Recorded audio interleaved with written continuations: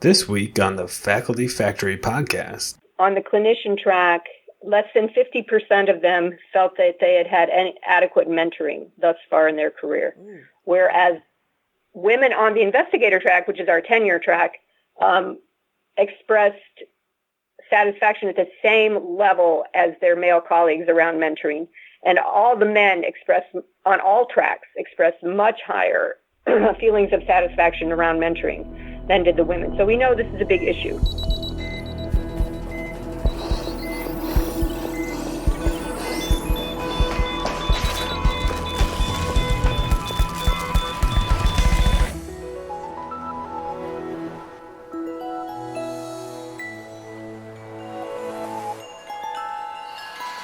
Welcome back to the Faculty Factory podcast. On today's episode, we have Dr. Diana Gray, the Associate Dean for Faculty Affairs at Washington University in St. Louis, Missouri. Hi, Diana. How you doing today? Hi, Kim. I'm doing great. And hi, everybody. Welcome to the podcast. Yeah, thanks so much, Diana. This has been such a fun adventure for all of us. We're getting feedback that people really like the conversations, and some people are listening to these conversations over and over and over again, and they're really, I think what's happening is what we wanted to happen. We want to kind of bring people together, work on building relationships, share a little wisdom and encourage and inspire each other. So people are always so curious, how in the world does an MD in obstetrics and gynecology, radiology, end up being the Associate Dean for Faculty Affairs? Can you kind of guide us through your journey?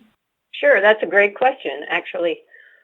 Well, I have been at Washington University School of Medicine a long time, did my residency and fellowship training here, and then was asked to stay on faculty in my department of obstetrics and gynecology. And I eventually became a division director in my department in the division of genetics and ultrasound, as we had it back then. I was division director for, 5 to 7 years, something like that. And then our chair decided to merge that section with another section, the section of maternal fetal medicine. And so a more senior member of that section became the division chief overall. And so I had been doing my role as a prenatal genetics expert and imaging expert in obstetrics and gynecology for about 15 years, I guess, when there was yet another task force put together by the dean to study the advancement or lack thereof of women faculty at the School of Medicine. And I was asked to serve on the task force. And we, all sort of looked at each other and sighed at our first meeting, I think, and said, okay, how many of these task forces are we going to have? How many reports are we going to generate before we really feel that the leadership is engaged in this process and that things are going to change? So we started our work on the task force, again, gathering data, making proposals about initiatives and programs we thought could have impact, and came back together, I think, only for one more meeting. The chair of that task force was a professor of pediatrics. She was an infectious disease expert. And we all sort of sat around the table at our second meeting, and I think I was in charge of a subcommittee on recognition. So making sure that women's efforts were publicized and recognized through awards, through publications, internal and external and so forth. So I put together a short summary of what our task force, our subcommittee had done. And then we all just said, you know what, we've had enough of this. We're not going to do this anymore as far as generating proposals, writing up reports, giving them to the dean and our executive faculty, and then feeling like they go in the circular file and things don't change. So until the dean and the executive faculty decide that they are going to be the ones on these task forces, and they are going to do the hard work of this and make sure that the proposals are implemented, we're not going to do this anymore. So we decided to disband the committee at that point, and we asked for a meeting with the dean. He came to the next meeting, and we told him that this was our bottom line, that we weren't going to do this work anymore until he and the executive faculty were willing to sit on these committees and do the hard work that we had done. And so he was rather surprised, but understood that. So at the same time as that happened, the Academic Women's Network, which was a totally voluntary group of women faculty that formed in the early 90s for networking and promotion of women faculty careers, had started advocating for the School of Medicine to have an Office of Faculty Affairs, because prior to that time we had no decanal role, no office that oversaw the faculty as a separate entity. And so the dean sort of put two and two together and said, okay, I think it's time, you're right, that we do some things here. So he started a search process for an associate dean for faculty affairs. The first associate dean appointed was not me, but it was another woman faculty member who was in internal medicine, a dermatologist who I think was not really thrilled with the position. It was sort of ill-defined. It didn't know exactly, where to go with it and so forth. And she was soon thereafter offered division chief position of dermatology here at the school. And so like 18 months after being appointed as Associate Dean for Faculty Affairs, she stepped down to take over as division chief for dermatology. So then they went through another search process. And in the meantime, the chair of that Women's Advancement Task Force that had just disbanded came to me and said, Diana, I really think that you should put your name in the hat for the Associate Dean position, because I think you would be a great Associate Dean of Faculty Affairs. And I said, oh, gosh, I never thought about that. I've been doing my prenatal diagnosis, OBGYN work for 15 years. I thought maybe it was time for a change. And I said, well, maybe this is a good time to do something different. I had also been fulfilling a faculty advocacy role in many different arenas for several years. I was the first among the group. There were three of us who were the first representatives elected to the faculty practice plan here at the School of Medicine. The board of that practice plan was mainly comprised of department chairs, but they always have general faculty clinician representatives. And so, the whole clinical faculty votes on the representatives from the general faculty. And so I was one of the inaugural elected members to the faculty practice plan board. So I had been doing faculty advocacy work in many different areas, not just in women's faculty areas, but for general faculty. So I thought, okay, well, maybe this is a natural extension. I put my name in the hat, and I was chosen to be the next Associate Dean for Faculty Affairs. So that is a long story, but that's how I came to be in this role. And when was that? When did you get that role, Diana? I was first appointed in the fall of 2002. 17 years this fall, right? 16 and a half years right now, right? I'm sure I'm not the only one listening to this whose eyes bugged out of my head when you said at the second meeting of this task force, you all said, all right, that's it. We're done. We're not doing this anymore. And your task force issued a mandate to the dean and the executive faculty. It's kind of mutinous behavior, people behaving badly. First of all, you need to tell us more about this, because that kind of courage, I'm wondering how you came up with that and how you mustered, the task force mustered the courage or the guts to say, enough, I'm mad as heck and I'm not going to take it anymore. Who had the idea of saying, that's it, we're going to the dean, enough is enough? Were you all professors? Were you tenured? Try to help us understand those of us who maybe don't have this kind of courage or perceived power or security to actually be tough like that. How did that happen? Yes, so it was an all-women committee. We were at various ranks. I think the chair was the most senior member of the committee, and she was a professor and tenured. I couldn't tell you around the table how many others had tenure. I certainly did not. I was recently promoted to, I don't even remember if I was still an assistant professor or if I was an associate professor. on the clinician track, a non-tenurable or tenure renewable track, really. And so I think there were probably very few of us that actually had tenure, but many of us were in secure long-term positions, and many of us were well respected by both the administration and the faculty. We had been handpicked, remember, to be on this task force by the dean or by a department head who recommended us to the dean. So we were well respected, and most of us had done previous work around the same topic. And so we had expertise. And I think that central administration, dean, and executive faculty were becoming a little uneasy with their lack of overt progress around women's advancement. And so it was sort of, I don't remember if it was any one person's idea or sort of we all just started grumbling, isn't this enough of this? How many of these committees and task forces are we going to be on? What's ever going to happen as a result of this? And so it was just sort of a consensus feeling around the table that enough was enough. And I will tell you that the other thing besides the Office of Faculty Affairs that came out of that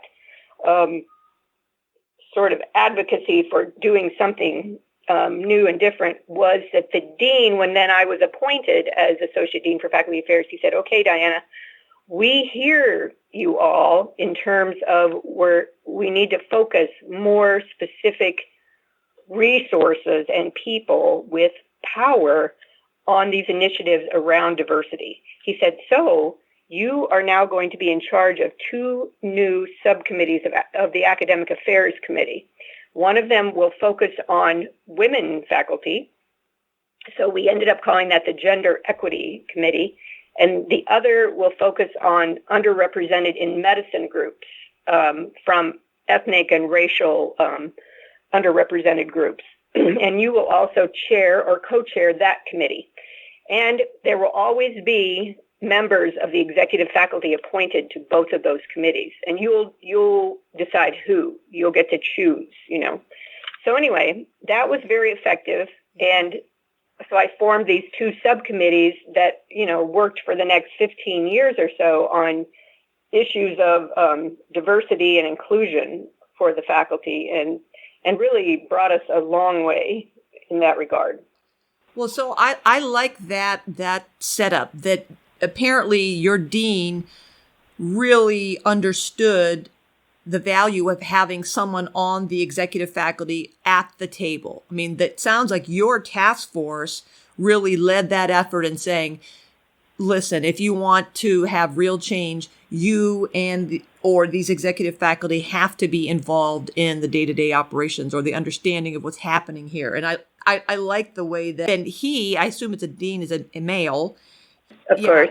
He said that these 2 committees will always have standing representation from executives. So I love that. Nothing about us without us. If you want to be involved on this, you have to be, a tushy in the seat. You got to be there. So I love that your force was a part of making sure that you institutionalize this idea of not just sending some minions to do something, but you have some people who have the real power and the clout to be at that table. So kudos to you.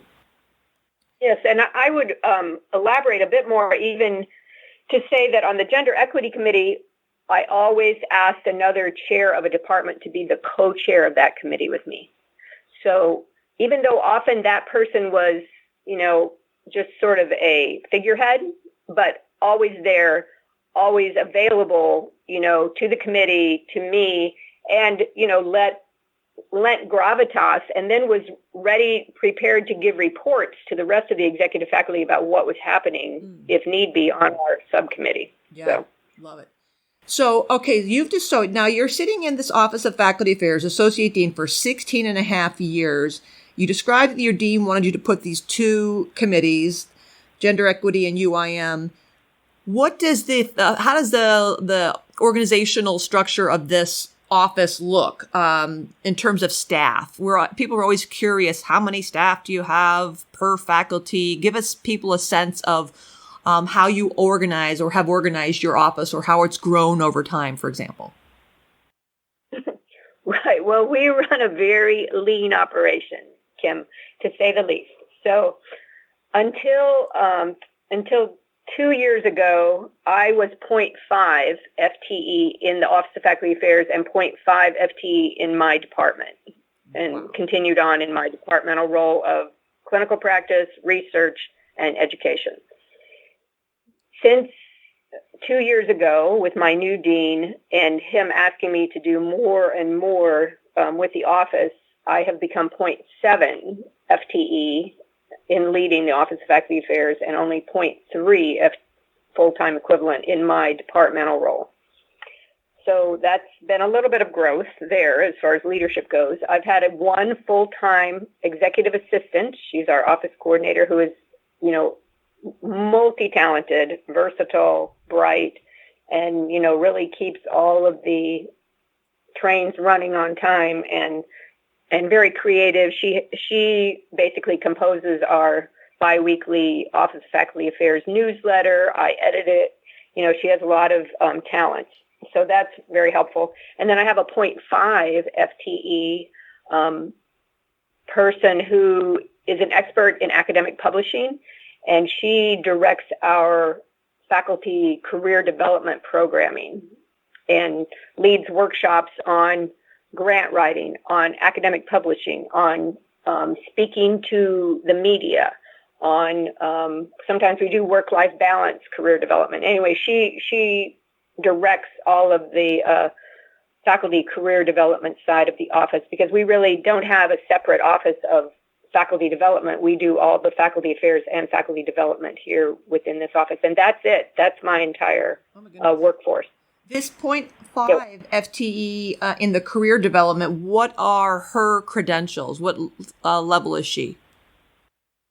Yes, so she has a bachelor's degree and she has an executive MBA, which she acquired just like 2 or 3 years ago. But she was an editor of a major, she was an Elsevier editor for a long time, and she's done a lot of academic medical publishing work through the years. So that's really a great area of expertise for her. And she's also an author herself. And how did she acquire these skills for career development? You said she's leading a lot of the programming and workshops and things. Did she learn these skills, or she came with those tools as well? She definitely did not come with them. I've had to teach her them and, mentor her in terms of, in fact, in the beginning, she didn't really even understand what career development was. It was sort of a transfer by the dean from her work from the medical library over to faculty affairs at one point many years ago. Because she was an academic publishing expert, we thought it made sense for her to be under the umbrella of the Office of Faculty Development and Faculty Affairs. But as far as the rest of it, I've really had to mentor her and work with her, and she's picked it up quite easily as time went on. Now, that is a real lean operation. Give us a sense of approximately how many faculty you have at WashU. We have 2,300 full-time employed faculty. And, we can't fulfill all of the needs, but I will tell you that we also have partnership with our departments. I think 5 of our departments now have their own offices of faculty development. And so quarterly, we have a joint faculty career development meeting where we all share around the table. So Department of Medicine, which is our largest department, of course, with over 600 faculty alone in the Department of Medicine, they have their own office of faculty development co-chaired by 2 professors of medicine. And then surgery has its own office of faculty career development. Radiology has a very small operation that just started a couple of years ago. Pediatrics has a very well-developed office of faculty development, co-chaired by 3 different faculty members. And then most recently, the Department of Pathology and Immunology have developed a separate office for faculty career development. Yeah, that's new. That's something new to me that I've heard, having that local faculty development component but then you do have those meetings where you all come together. So I imagine those 5 offices of faculty developments at the department levels, that their offerings are only open to the faculty in those departments, correct? For the most part. Medicine being so large and having such a diverse portfolio does sometimes offer their programs widely to the school if they have enough space. So you didn't mention promotion and tenure. Who handles that? Yes, so that's a good question because, if we handled all of that, obviously this operation would be way too lean to be able to do that. So we still have a very decentralized structure around appointments and promotions, with the departments, again, handling most of the effort around that, with HR, Human Resources, holding the database for it. My office is peripherally involved in that if issues come up about transfer of tracks that people are unclear about, or timing of various promotions and appointments, or whether someone should be on a certain faculty track versus another, and how are we going to promote them with tenure from this track, blah, blah, blah. All these kinds of questions all come to me, and we manage all of that.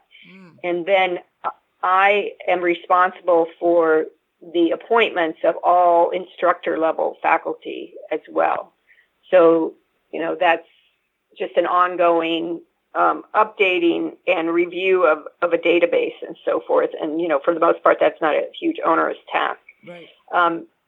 So the departments put together, we have a very unusual appointments and promotions process, I feel, in regards to, in comparison to most medical schools, in that we don't have a standing appointments and promotions committee with rotating members and so forth. We have ad hoc appointments and promotions committees for every single appointment and promotion here. Wow. And so by virtue of serving on these over and over, actually our executive faculty, our department chairs are the standing committee, because 5 out of 7 members of every ad hoc committee have to be an executive faculty member, a department chair. And if it's a preclinical, a basic science faculty member coming up for appointment and promotion, then the majority of the committee is to be comprised of preclinical chairs. 3 out of 5 have to be preclinical chairs. If it's a clinical department, then just the reverse. The majority of the chairs have to be from clinical departments. And then there's always 2 senior general faculty members appointed to each ad hoc committee. So we have these ad hoc committees meet constantly year-round. They're appointed by the dean, but the recommended members of each ad hoc committee are made by the department head, who is bringing forward a slate of appointments and promotions. Departments do a lot of lifting. Yes, they do. Okay. That is just so interesting to me. Really unique, I think, arrangement so far that I've heard. Yes.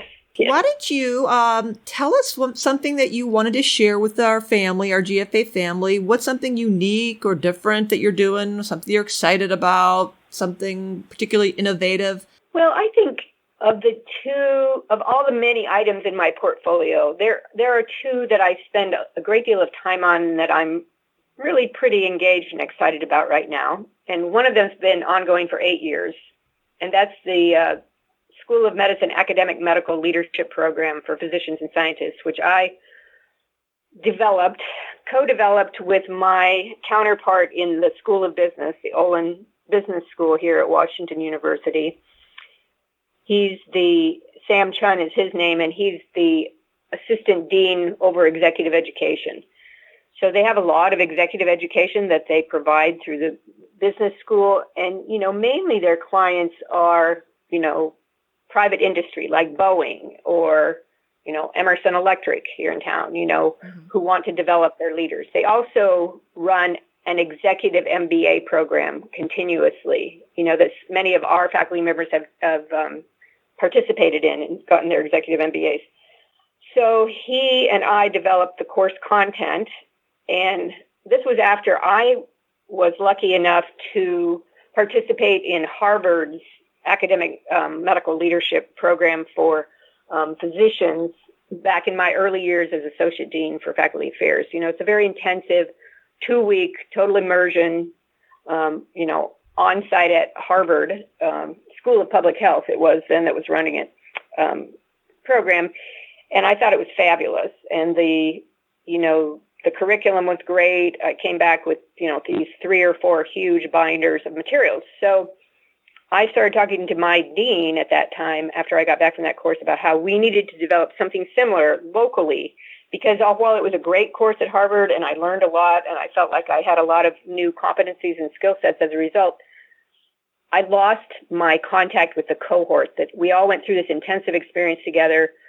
We, could have been a support system for each other had we been at the same institution, but it's very hard when you're all dispersed across the country, at the end of one of these programs to really maintain that sort of, cohort feeling. So I thought we needed to develop something local where our faculty could go through as a cohort, and then they would have each other for future years to draw on. And after a lot of advocacy and building a curriculum and so forth, the dean agreed and the executive faculty agreed that this would be a good thing to do, and we developed it. And so the first class, we've always had small classes because we want a lot of interactive classroom work, and we put together teams. We deliberately choose members of 5 or 6 teams for each class, and they have to work together collaboratively on a team project throughout the 6 months of the course. This is 72 classroom hours, this course is. It runs over a Friday afternoon, 4 hours, following Saturday morning, 4 hours. So it starts in January, finishes at the end of June, with skipped weeks in between, obviously. And, they get to know each other really well. It's a real bonding and getting to know people in different disciplines, because the criteria for entry these are executive leadership skills. So the criteria for entry are that they have to be sponsored by their chair or someone who will, pay the $4,000 fee and feels that, this is of value for this particular faculty member, either because they're in a significant leadership role already or because they're an emerging leader. And so these are usually fairly senior faculty, although we have had many assistant professors also go through the program and find it quite valuable. And we have outcome data that shows, over 50 to 60% of our graduates as of last year had advanced to more advanced rank positions. Almost all of them had advanced to professor by last year, and many of them had come into significant leadership roles within a few years of participating in the course. So anyway, I find this a very stimulating, engaging, exciting program. We get great feedback every year from, we combine both faculty, mostly faculty, PhD and MD faculty in the program. And then we have 3 partners that cooperatively collaborate in this program. The School of Medicine, which was the initiator, and the School of Business, and then BJC Health System, which is our partner healthcare system, the hospital system. They donate the space to us, and they donate 2 of their executive leadership courses to the program that are facilitated by 2 of their transformation group facilitators. One is on critical thinking and decision making, and the other is on accelerating change transitions. And these are great courses. I helped pare them down to 8 hours, because normally they're 3-day long courses that they put all of their management and leadership team through on the hospital side. But a lot of it for our faculty was very redundant. They tend to be iterative in the way that they drive home a lot of these lessons. So anyway, we were able to pare both of them down to 8 critical hours. And so it's really a great program. The team projects, over a third of the team projects have been implemented at the medical school or at the medical center as real world, new programs, new initiatives, new efficiencies, and so forth around both scholarly topics, academic topics, and a lot of clinical care sorts of projects. And then the final session is at the end of June, and we have team project presentations. Each of the teams presents their project to all assembled, And usually there's many hospital system leaders. The dean is always there. Several department chairs who have sponsored faculty to attend the program that year are usually present. And a lot of the instructors are present. So it's a big crowd that listens to the team project presentations. And then the final session, the last hour or so of the course, is a leadership panel. The dean is always on the panel, usually the hospital system CEO or Barnes Jewish Hospital president or Children's Hospital president, and then a couple of department heads are on the leadership panel, and they talk about issues of significance around leadership, lessons learned, or, what they think are the key characteristics and issues around leadership that are take-home messages for the class. So I really enjoy that. It's a lot of work, I have to tell you, but I think the rewards are immense. And we hear constantly from faculty, who were in past classes, how they call on their colleagues who were in the class with them, to bounce ideas off, when they have a new idea or when they're moving to a new rank or a new position and so forth. So I find that very rewarding. The other now is a fairly new. How many people, students, are in each year's cohort, and how long have you been doing this program? When did you start it?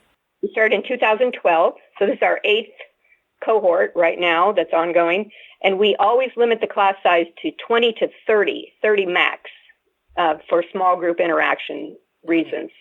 And for capacity, the space that BJC gives us, executive education space, really the classroom can't hold more than 30 with any great comfort. So, well, can I add, before you go on to the next thing, since you've been doing this for, now the 8th year, have you observed or noticed any difference or like patterns or trends or things that would indicate kind of how the generational differences or diversity in age or stage of the faculty participants? If you reflect back on 2012's, the final presentation day of the team projects, and thinking over the years about those project presentations, I'm sure those presentations, since they're real world problems, they certainly represent what was hot during that time or what was important to the faculty. So I'm curious if you have observed, or now that you think about it, any kind of little, nuances that would signify changing trends, or what's kind of stood out to you as different over the years compared to early years. Does anything come to you that is interesting like that?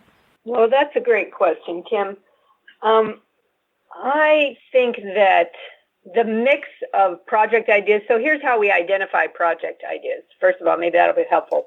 We ask that each member of the new class bring to the first session in January at least one idea for a team project that, would capitalize on the lessons learned through the program that they're about to undertake, and that would be a real world issue for our medical school or our medical center, something that could be implemented at the end of the program or shortly thereafter with a little bit more input and work.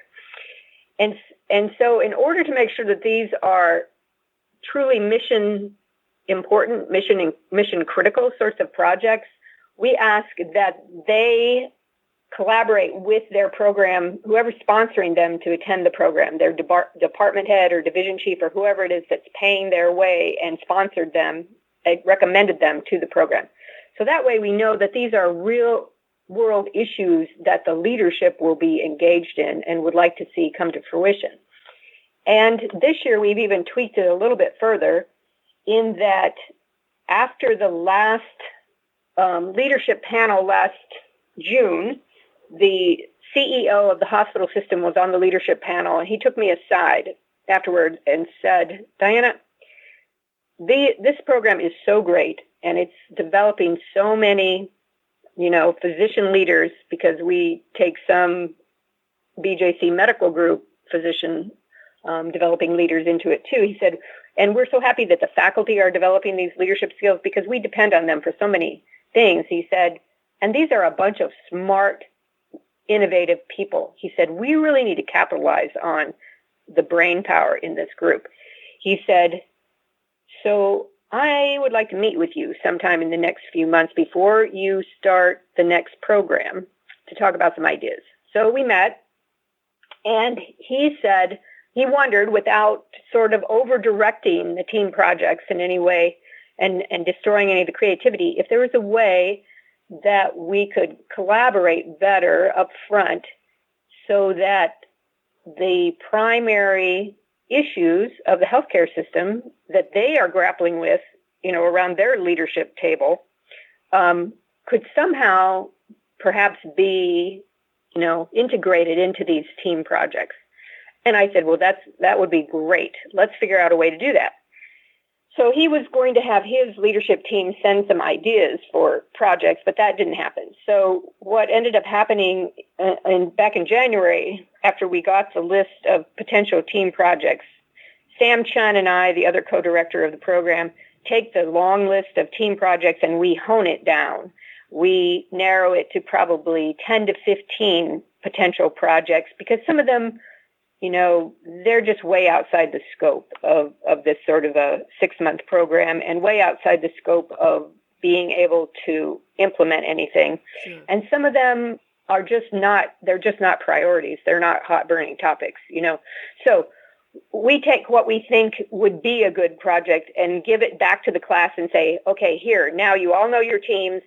Each team needs to meet and rank your top 3 choices for a project that you would work on from this list. And then each team will get one of their top 3 choices. Maybe not their first, but one of the top 3. So, and that's always worked well. Well, this year I sent that list, the honed list, back to the CEO of the health system and said, now, could you tell me your priorities from this list, And he and his leadership team looked it over and they ranked, like their top 5 initiatives that they saw represented in those team projects and sent it back to me. And fortunately, and without me directing the teams ended up choosing 4 out of those 5 projects as being one of their top 3 choices. So, that was a nice melding of priorities. Yeah. And now the hospital system, the healthcare system, is supplying us with resources, especially human expert resources around each of these topics, so that the teams have really great resources to rely on for further development of their projects. So I don't know, did I answer your question? Yeah, I got it. I understand it better now how those projects come about. That makes a lot of sense. I really like how you align it with the real true mission of the hospital and, what matters and can be implemented. I think that makes a lot of sense. And some of them, I should say, because we have non-clinical faculty as well. Some of our basic science faculty are in the program. We also, occasionally they will choose, developing a new, a new research center or a new training grant proposal, those sorts of things also. It's not all just clinical program implementation for the projects, but a lot of it does tend to focus on the clinical side. Now, before you jump to your second thing, I have one last question because I'm curious about this. Over the years, have you modified the curriculum or tweaked it in any way to meet changing needs? I assume you do an evaluation of participants after the course. What do you like? What you didn't like? I think you can get that. I'm kind of always interested in how new generations or the younger faculty, newer faculty, diverse faculty are taking our development, how they learn from it or want to change things up, or we put a curriculum together and then we have to continuously improve it or change things or modify things to be digestible to a newer or different audience. So I'm curious if something comes to you easily that you can say, oh yeah, over the years they didn't like this, newer crops of faculty don't particularly care for that and they want this instead. Does something come to mind? Yes. Well, first of all, this past year, Sam Chun and I sat down to do a deep dive into the program to see if there were things that we should change. And we do get evaluations every year. I have to tell you, they're always outstanding, though. It's very hard to change something significantly when people seem to be getting so much value out of it and saying such glowing things about it. So we haven't changed the bare bones of the program. We have asked some of the instructors to change up their lessons a little bit because they tend to do a case-based format, sort of like the Harvard Business School approach of basing things around a case. And, sometimes we ask them to update what they're using, and they do. Some of the instructors, though, I'm thinking particularly of our Operational Excellence program, which was just last week. That's a very, very effective program, and he has not changed that one iota in 8 years. And to me, because I've been part of it, watched it, observed it so many times, I think it seems really stale. But as Sam points out, it's not for me, it's for the new student coming in. And for each new student, they still seem to get a great deal out of it and really like it, So it's hard to be objective when you're the one seeing it year after year and seeing the same thing. So we have to really rely on the evaluations, A. B, we have periodically added an additional optional session on communications and presentation style. And in the past, I had this outside group that came in, and I had some extra grant money from the Sloan Foundation work that we did a few years ago around career flexibility to build on communication skills for our faculty. So I was able to fund this group, and we also had a donor who was very interested in faculty presentations because he didn't like what he was hearing. He was a Washington University board member who was a very influential person locally as head of a major corporation. And, he sat on the board and he would listen to faculty come and give presentations to the board of trustees. And he was not impressed. And so he wanted to improve faculty's presentation styles. So he gave us a grant, and said, here. Hey, wow.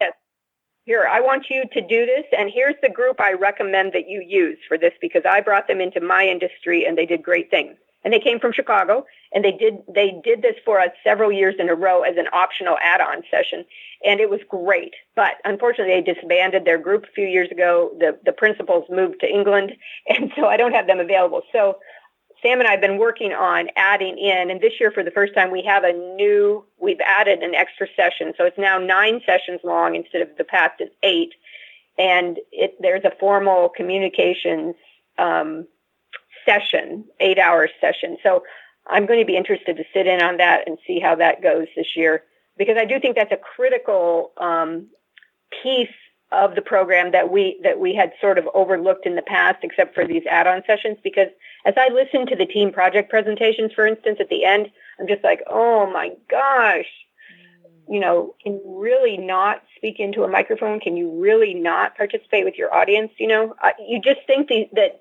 faculty at this level know these things, but they don't. And, I just think that these are critical skills that we have to continue to instill in our faculty. And so that's a new piece that we are adding this year. I also will say that I do observe, we've moved through, this is our 8th cohort, as I said, so we don't quite have a generation difference yet, but I would say that there is one constant that we see in the requests at the end of sessions, and that is that they want all of the cases to not come from business or not come from industry or not come from somewhere else. They want them all to be from Washington University Medical Center and School of Medicine so that they can directly transfer what they're hearing and seeing into real life. But my business school colleagues, partners in this, say, no. We never use expert topics that we have experts in the room around. We try to avoid that completely because otherwise it totally derails the lesson, because people start to nitpick and start to, critique, well, that's not really the way it works, and this is what I know about this, And so this is something that we continually have to advise our group that the reason we don't do that is because the learning is not as good, even though some of them still don't believe that, So that's one thing I will say that we've had to emphasize over and over again. The reason that we don't use medical school, medical center examples for the cases is because you all know too much about that already, and you won't get the lessons that we're trying to instill out of the program if we do that. That is so interesting to me. I never ever would have thought about that, of having cases that are outside of your realm of expertise, but that makes so much sense. When you do case scenarios and they do get it, well, wait a minute, then because then there's the little bit of the eye rolling of, then they have a list of 15 follow-up questions. Well, are they this? Are they doing that? Are they doing this? That is brilliant. I think that I've never heard that as the case for using business cases. That makes perfect sense, though. Yes, exactly. Or when we are talking about a clinical topic, for example, we look at Cleveland Clinic. We don't look at Washington University, healthcare system and so forth. So anyway, to take people out of their realm of comfort and expertise. Awesome. What was the second thing? You said earlier you want to talk about another thing. Well, I'll just touch on the other. And this may sound like a rerun and probably is in contradistinction to what I told you very early in our conversation about yet another task force around women faculty. But I am again chairing a task force for the advancement of women, and with the deans, overt support and resources to truly make a difference in advancing women into higher ranks more quickly and leadership roles. And so we have a proposal with all kinds of initiatives in it, and we're just getting underway with some of that. Yeah, well, how are you doing? What are your stats on women, and do you collect data, faculty satisfaction survey data by gender? Do you have a sense that you are moving the needle? Yes, we do. Well, Washington University does a faculty work-life survey every 5 years. And so many of these questions are embedded in that larger survey. Our last survey was in 2015. And at that time, the standout issues were that there were 11 items for which women express significantly more negative responses, statistically significantly more negative responses than male faculty respondents. Things such as having to work harder to be seen as a scholar, gathering respect of leadership and colleagues, feeling included as a worthy member of their team or their department, all of these sorts of issues. And then we found that women on the clinician track, less than 50% of them felt that they had had adequate mentoring thus far in their career. Whereas women on the investigator track, which is our tenure track, expressed satisfaction at the same level as their male colleagues around mentoring. And all the men on all tracks expressed much higher feelings of satisfaction around mentoring than did the women. So we know this is a big issue. Overall, men and women were equally satisfied with their roles as faculty members at Washington University, but for these 11 particular items, women expressed more dissatisfaction than men. So those are areas of focus for us. And some of these issues are around work-life balance and ability to integrate their, work life and their home life and so forth. That's always much more of a problem we find for women than men, although we are seeing in our newer male faculty that that's cropping up more commonly as an issue also. So are we having success? Well, we have equal numbers of full professor women, as does the AAMC. About 25% of our women faculty are full professors. Wow. Is that adequate? I don't think so. we have basically the same overall proportion of women faculty as does the AAMC too, almost 40%, 39% of our faculty are women. And as far as leadership roles, I think this is where we really fall down is around leadership. We have our executive faculty is made up of 20 department heads, and 2 of them are permanent full-time appointed and are women, and we have 1 interim being filled by a woman right now. Before, our gender equity committee and I advocated for actually, this is another story, but we brought in the group from the University of Wisconsin, the Wisely group, back in 2007.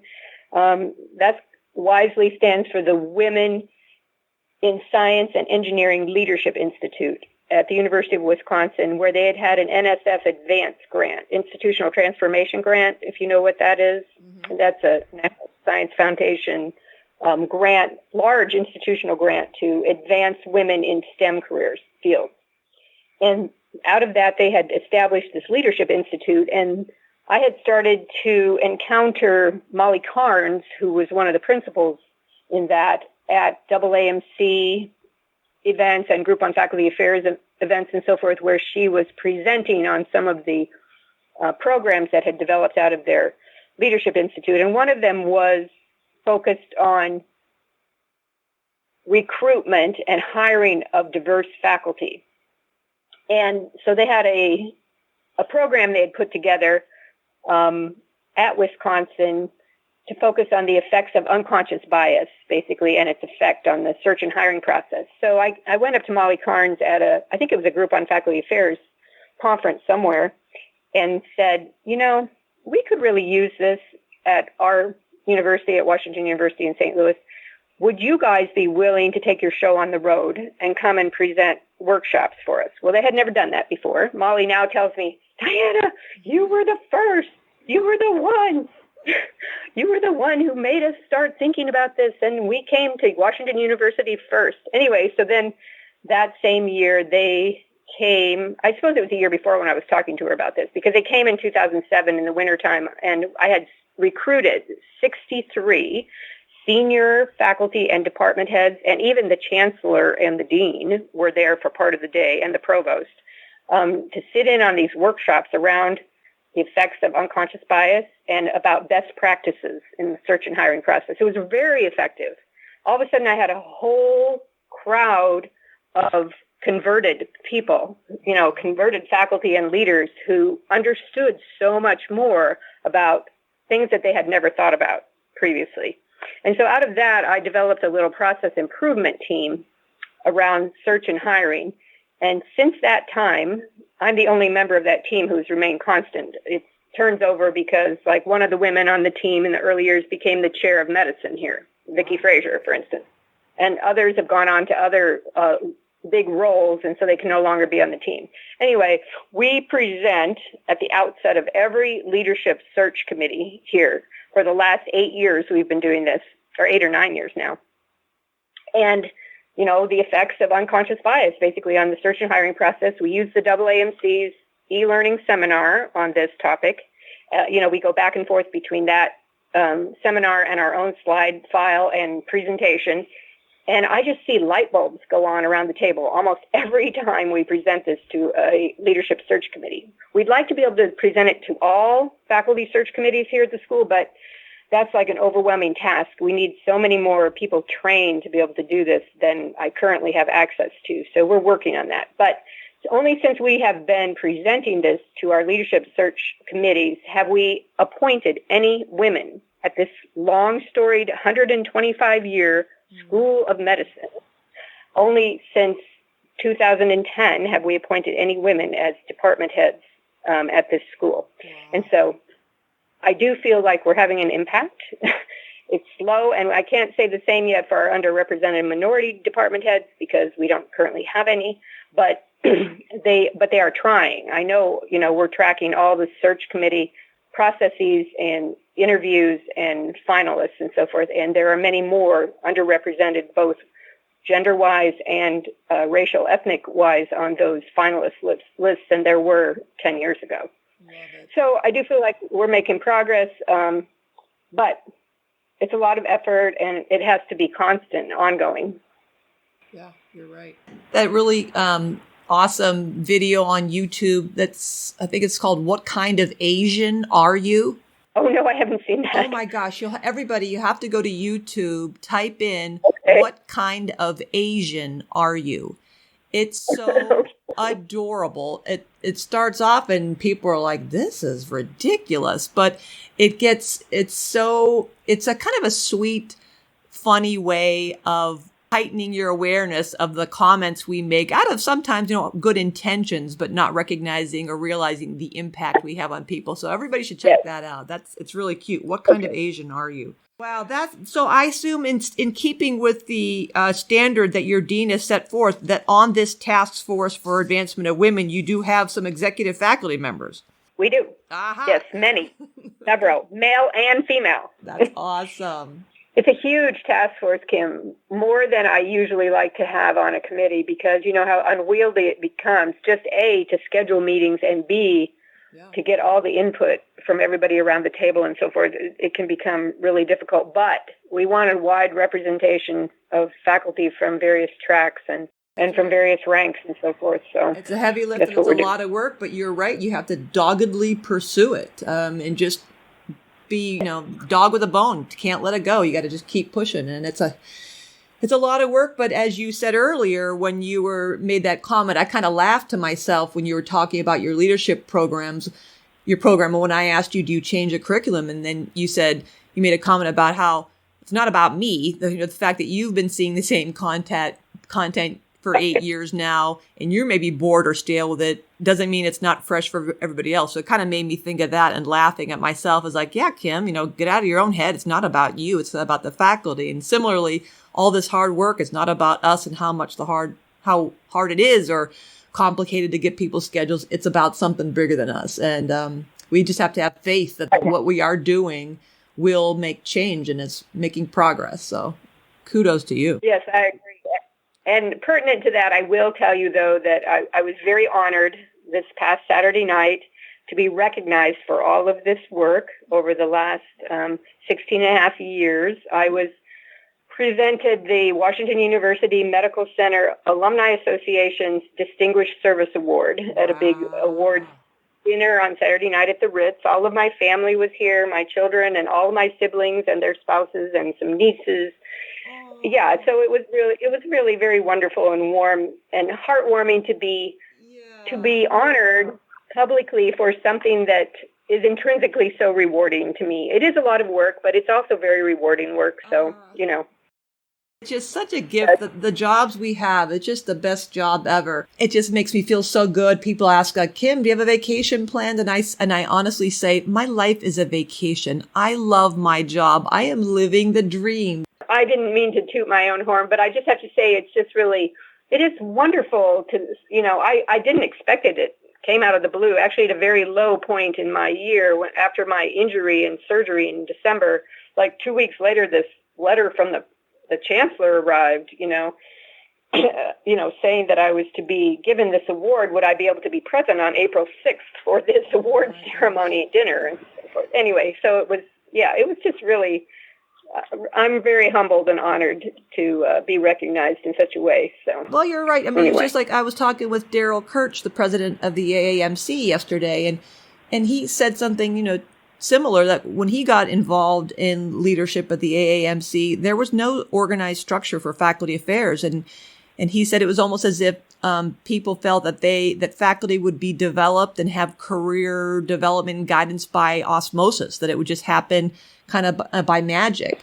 And there was no recognized infrastructure, formalized approach to doing this. So what you're talking about is exactly the culmination of what he and the originator, the people who actually were at the very beginning of faculty affairs, faculty development, folks like you who've been doing this for more than a decade, who get the contribution, the value of the work we do, that how we change and help people find their passions, find their gifts, achieve their excellence, achieve their dreams that ultimately, helps our populations with health and diagnosis and prevention and cure and treatment and discovery. All that stuff is, we do important work. And just what he said and what you said in this recognition is finally acknowledging that fact that our contributions are real. So good for you. Yes.